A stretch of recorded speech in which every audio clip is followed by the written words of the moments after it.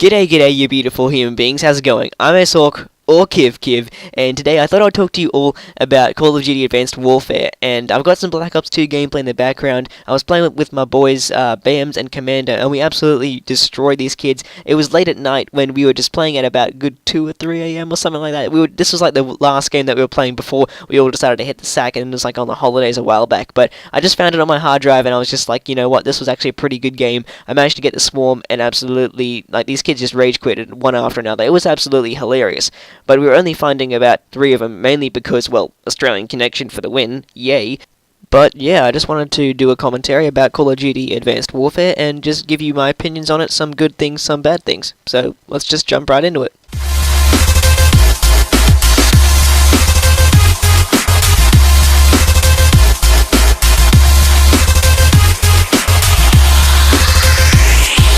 So today I thought I would kind of have a more interesting video structure about how I just talk about the good things, then the bad things, and then also the ugly things that I'm not so sure about or personally haven't really seen too much of and that we're going to have to talk about later. But that is a good example why we need some good connection going for the Xbox One and 360 versions of the game, because I was getting about a good 5 or 7, I don't know, a bunch of shots in his head, but he wasn't dying. And if you shoot someone about a good 5-7 times in the head, they're gonna die no matter what. I don't even care if I've got a potato gun, because honestly, it felt like I had a potato gun then. But pretty much the good thing starting off right from the top is that I love the actual virtual firing range feature of the game. That's a very good idea, and it also really helps you out a lot, because if there's a gun that you're not so used to using, you can give it a quick go and, you know, test out the recoil and things like that. You can test out how the attachments look and how they feel, how the recoil goes and things like that. So you can really investigate the game a lot more than you would normally without having to wait to get into a game, and you can still change it after that. So that's a really good feature, and I like that a lot. Another couple of things that I happen to like, Pick 13, taking a lot of influence from Black Ops 2 here, and they've also included the score streaks in there, which is a good idea, and I think it's a good return for it, because it customizes it to the way that you want it to be, unlike Ghost, which, like, you know, you can only take out and add a certain number of things, but this has taken a lot more influence from Black Ops 2, which was a really good idea, in my opinion, because you could just, you know, personalize it to what you want, and take away the things that you don't want. So that's really cool, and I like that a lot. I also like the idea of the Exo in general, you know, having the super suit abilities and creating another layer, although, you know, you have to keep some of the core gameplay, you know, just the same to make it still feel like Call of Duty. I feel as if they pull this super suit thing off really well, then I think it could be a super cool game to play, and I think that would actually make it a lot better, because, you know, I think everyone's kind of just been hoping for a game changer, but I think the Call of Duty community has just been like, we want a game changer, but we don't want it to affect the game in a bad way after Ghost. So that's a really cool idea with the whole boost jumping and exo abilities. I like the idea of the supply drops, and I'm not sure if there's supply drops, but there's rewards for time spent in the game, so that would really reward the veterans and things like that for that, you know, their long hours spent playing the game. And I think that's a really cool idea to keep people playing the game, which will be really, really good when, you know, it gets like, you know, older and things like that. And even if after a long amount of time, people will still be getting rewards for it, or at least I hope so. Even after it becomes, like, you know, I don't know, 6 months, 12 months, will they still be getting rewards? I hope so, because it sounds really cool. But before I move on, first, let me make them rage quit. This is the part where I just called in my swarm, and then I was just said to Bams and Commando, watch out guys, they're gonna rage quit. Rage quit 1, host migration. Rage quit 2, host migration number 2. And then the third time, I believe Bams or Commander got host, and then the third person just left, and it's like, enemy team forfeited. It was so funny, because it was so late at night, and then they were just like, yep, you know what, see, this is why we can't find any games, because when you put the swarm up, they just all rage quit. But pretty much, I really like the idea of the care package being a lot faster now with the orbital drop, and I like it because I don't happen to, you know, have the problem or as much of it being stolen by teammates with me fending off enemies, or maybe the spawn swap and I get fucked over and they steal my care package and things like that. So that's a good innovation, and I like it how it's a lot faster. But I hope, and I'm just asking a question here. If any of you know, then let me know in the comment section down below. But I'm not sure about this, because does it have a random score streak upgrade as well? Because is it potential to have that super good score streak, that's the number 1 score streak to have, the best in the game, with the super best attachment on top of that as well? So is that going to be super OP? Do you get the random attachment or the normal base score streak? That's what I'm asking. Is that going to be present in the final build of the game? Just a quick query about that. And of course the gameplay is coming to an end in the background there. I'm just going to put in like some pistol gameplay of me. I got it quite recently and I just happened to just go really well where I just used a pistol, went into a game. I used a reflex sight on it and I just still did really good. I don't usually do that, but yeah, anyway. So I did good with it and just basically rinse and repeat of get kills and then like not do really too bad. Just 3 kills die, 3 kills die. Hope you enjoy it. It's still got some pretty good nice turn-ons and things like that in it, so hope you enjoy that. But I also like the pistols in the idea of Advanced Warfare, because I've always wanted something with a lot more range and power in it, but can it just go long range? Can I just get like a random no-scope with it, like across the map? I reckon that'll be really cool, and I reckon like if you can get dual wield all of those things with like the sniper pistols and just absolutely go ham and get like that one moment where you get perfect shots on everything and get like a good quad feed or 5-man, I reckon that'll be so sick. So I love that idea of some really cool pistols, but I hope that there's like, you know, an easy way to counter it. I hope that they aren't just some kids can't do what I'm doing right now and just absolutely shit on kids with red guns with a pistol. Because of course there is the idea of using skill with a pistol, but I hope that, you know, it doesn't become like super OP where any kid can just pick up a pistol and absolutely go ham. So moving on to the bad things, or the things that I'm pretty darn concerned about, it's that the guns, I'm seriously concerned about the guns being balanced, because there's going to be a possible 350, I'm pretty sure, and this is just mind-blowing, because normally there's about 50 altogether in the game, not including attachments, and this time there's going to be 350? Question mark, what the hell? Because I'm struggling to see how they're going to be all balanced and things like that. Of course, there's probably going to be some OP ones, but that's usually only with 50 guns, and questioning the logic of having 350, I don't particularly want to see about a good 20 guns that are super OP and get patched about, I don't know, 3 weeks into the game, so that'll be a bit unfortunate, and I would really hate to see that, especially with the Day 0 edition, some kids get in there, find the OP guns to the shitters, and then just rape us when the kids who come in on the Day 1 edition, so that's a bit unfortunate. And I'm a bit questioning of that logic, because in the past, burst fire and, you know, semi-auto guns have been super OP.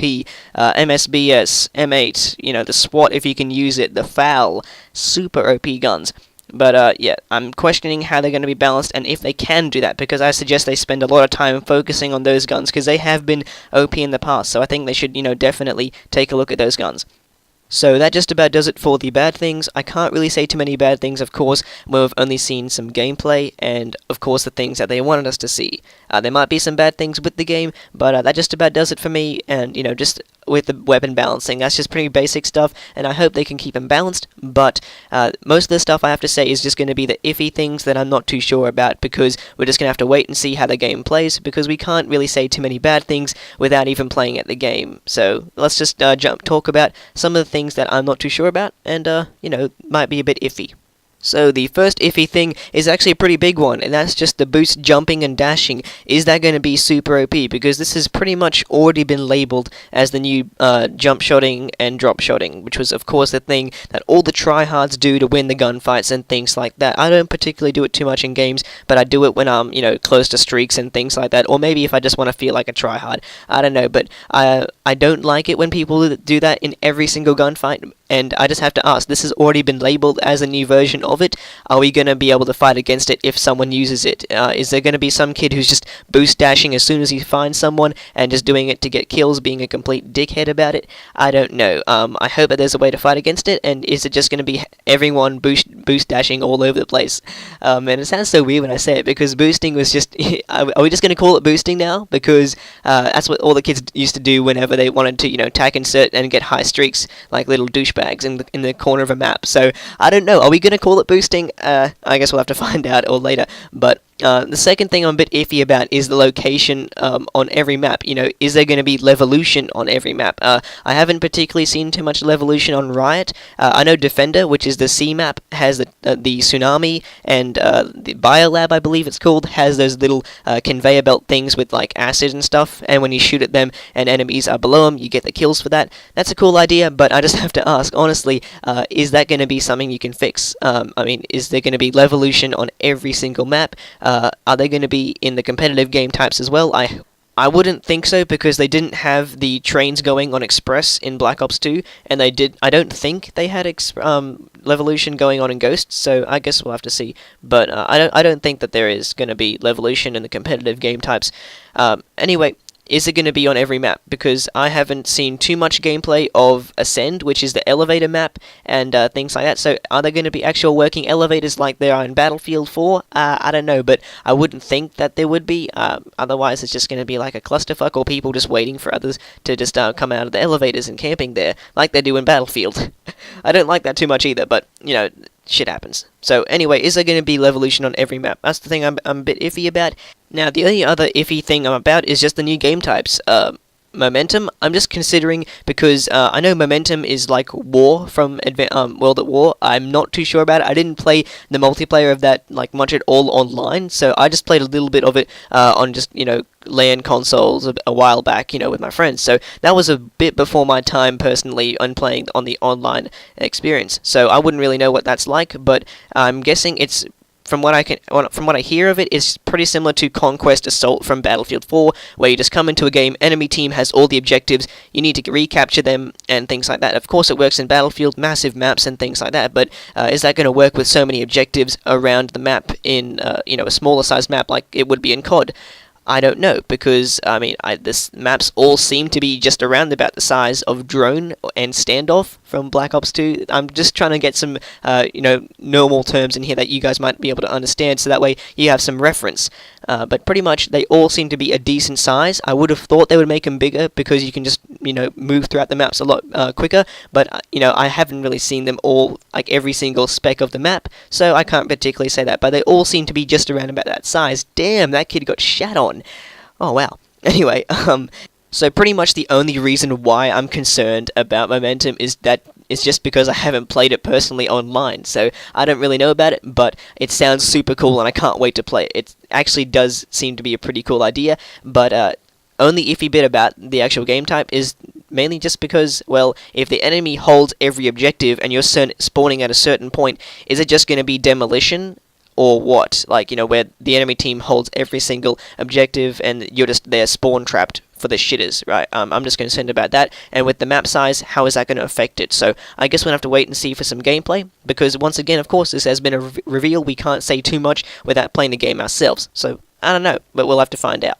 And moving on to the other game type, Uplink, in case you don't know what it's like, it's pretty much Griffball from Halo, or pretty much Obliteration from Battlefield 4. I reckon those are some pretty good references for you guys. It's kind of a mix of that. So yeah, that just sounds like a super fun game type that you can just play in your downtime when you don't want to, or just you don't feel like being a tryhard. Just play some Uplink, because it sounds like a really fun game type to play, and it just happens to remind me of Griffball from Halo. It just sounds like a fun game type to play that you can play with or without your tryhard pants on. So I reckon that'll be really cool, and I think I'm probably going to play some of that when I just feel as if I've been grinding out the game a bit too much. So I hope you know, all enjoy this video about the good, the bad, and the ugly when it comes to Call of Duty Advanced Warfare, from what we've seen in the reveals and the Gamescom footage and things like that. So pretty much, I hope you all enjoyed this video, because I did put a bit of effort into making it a longer commentary, just talking about the good, the bad, and the ugly things so far when it comes to Call of Duty Advanced Warfare from what we've seen so far. And just make sure that if you want to leave a comment in the section down below, then go ahead, because if you have a question about COD Advanced Warfare, maybe you want to, you know, tell me something I might not have known, or maybe if you just want to say hi in general, make sure you leave something down there. I would really appreciate it. So I hope you all enjoyed this video. I'm Ace Hawk, or Kiv, and I'm out.